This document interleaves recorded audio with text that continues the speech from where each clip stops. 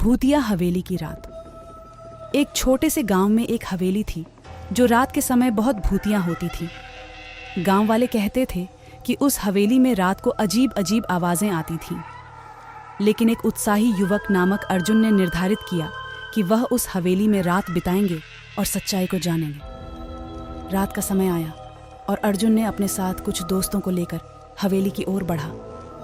हवेली का माहौल बड़ा डरावना था और उनकी तबीयतों को ठंडक महसूस हो रही थी। उन्होंने दरवाज़ा खोला और हवेली में घुसे। सब कुछ ठहरा हुआ था, लेकिन अचानक वे अजीब सी आवाज़ सुने। वह धीरे धीरे उस आवाज़ की ओर बढ़े और जाना कि वह एक पुरानी पियानो की ध्वनि थी जो कहीं से आ रही थी।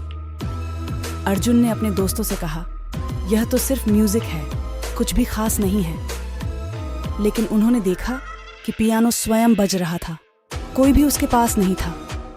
अचानक पियानो की ध्वनि ठहरी और हवेली में एक अजीब सी कहानी की रोशनी फैली। एक राजा रानी का प्यार भरा किस्सा सामने आया। वे दोनों एक दूसरे के लिए जी रहे थे, लेकिन एक दिन उनकी मौत हो गई और उनकी आत्मा हवेली में बसी रही। अर्जुन और उसके दोस्तों का दिल दहल गया, लेकिन उन्होंने देखा कि राजा रानी की आत्मा शांतिपूर्ण थी और किसी को कोई कष्ट नहीं पहुंचा रही थी।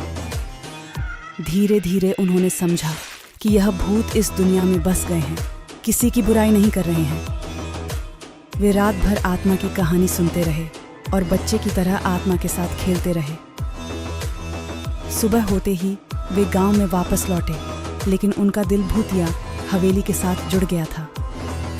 उन्होंने अपने गांव वालों को सच्चाई से रूबरू किया और कहा, वह हवेली भूतों की नहीं, बल्कि एक प्यार भरी कहानी की ध्वनि से भरी हुई है। उनकी बातें सुनकर गांव वाले भी हवेल। दोस्तों, हमें उम्मीद है कि आपको हमारी ये कहानी पसंद आई होगी। कृपया हमारे चैनल को सब्सक्राइब करें और सभी अपडेट्स के लिए बेल आइकन जरूर दबाएं। और हाँ, वीडियो लाइक और शेयर करना मत भूलिएगा। Bye bye.